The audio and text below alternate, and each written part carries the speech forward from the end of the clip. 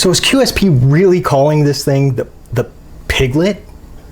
What's your favorite knife? Oh, Sebenza. Yours? Paramilitary 2.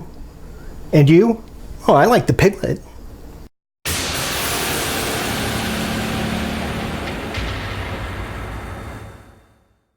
Hey, how you doing? My name is Jay. If this is your first time here, consider clicking on subscribe if you're looking for knife reviews that get right to the point. Right about now, you should be looking at some specs. Now, these are measurements that I had actually taken myself, but I'll also list them down in the description below just in case if you want to follow along throughout this review. Let's talk about what I like, and then we'll get into what I don't. Let's go ahead and quickly take care of those size comparisons. We'll start out with Spyderco, the Paramilitary 2, and then on the opposite end, the Para 3 from Benchmade. This is the blacked out bug out. Next up is the Skyline from Kershaw, and lastly the Kaiser Gemini. Beginning with what I like about the Piglet, the blade shape. Just a nice classic traditional drop point that's made from Sandvik 14C 28N steel, and it's flat ground with a nice satin finish. The 3.125 inch long blade it's a little thicker than expected at 3.4 millimeters thick. The blade it's riding on bronze washers, and the deployment action is excellent. In fact, it kind of reminds me of the action on the Tangram Santa Fe in that respect. And the detent, it's very strong, and you could see with it upside down, it's not gonna shake open. Now, you know how sometimes with knives that have bronze washers, when you're adjusting that pivot, specifically loosening it, you'll start to notice the blade like slowly move off center. I'm happy to report that did not happen here, and I've loosened this pivot quite a bit. And you can see, yep, it is just about perfectly centered, and there is absolutely zero blade play. Once open, that liner is, well, what do you guys think? That's locking up at about 15%, and it still locks up solid.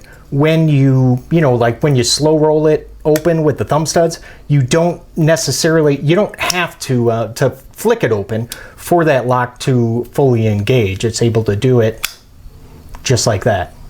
And did you notice that the steel liners, they're just slightly wider than these G10 scales, which actually have been finished very, very nicely, and I'm unable to feel any kind of a seam where the black transitions into the green color. The grip is comfortable, and the 4-inch handle, it allows me to fit all 4 of my fingers. And I don't mind this the handle thickness, which is about 0.59 inches. Before we check the weight, I just want to go ahead and show you that if you look on the inside, you can see that, yes, these liners have in fact been skeletonized in an effort to reduce the weight. Let's see how they did here. Wow, they did pretty good. 3.5 ounces, which is going to be roughly the equivalent of 4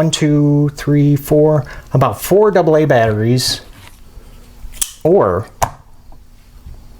oh, look at that, same exact weight as the Tangram Santa Fe.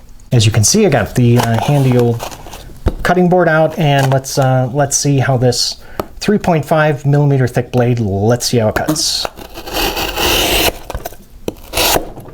Wow, that is really good. And you know what else is nice? Since this is using thumb studs and no flipper, you can see, like when you're cutting on a flat surface like this cutting board, you're able to get just about all of that sharpened edge is going to make contact. I really like that. Before we get to my dislikes, I do have a question for you. And all I'd like to know is, do you have a threshold for handle thickness? Like, what's the thickest handle that you're willing to tolerate? Let me know down in the comment section below. I don't have too many dislikes today, but there are a few that we have to talk about. And the first one is going to be this. Check out that the sharpening choil and then that plunge grind. Hopefully you can see. Yeah, both sides not done very well. This could be better. Second dislike is going to be regarding this the lack of jimping, because as you can see, there is none. Yeah, I think that really would be nice here. Number 3 is, I wish that they maybe would have lengthened this blade just a little bit, since you can see there's a little excess room here. You can see it when it's closed, especially because, you know, this blade, it's already over 3 inches. So, you know, why not just make use of all that area? My last dislike is regarding this pocket clip. Yeah, I'm not a fan. I mean, it looks fine, but it's tip up only for righties, and as you can see, yeah, that's about how much is going to be sticking out of your pocket. But guess what? I have a fix for it. Yes, I do. It's a very simple solution, but if you want to see it, you got to stick around until the end. Let's just go ahead and say that, you know, you're not a fan of this green and black color combination. That's okay, because this also comes in a version with tan and brown G10 that you can get from White Mountain Knives for about $42. And I'll make sure that I go ahead and I'll include the link down below in the description. Very important though, remember to enter my coupon code, 2 words, lowercase, lefty love. Type that in and that will get you 10% off your entire order. So now where does that leave us with the QSP Piglet? Well, I realize it's not the most exciting knife in the world, but overall I do like it. It's compact, stout kind of design, and the fact that the steel, it's something other than D2. Not that there's anything wrong with it, but you know, it's just a nice change of pace with the 14C28N.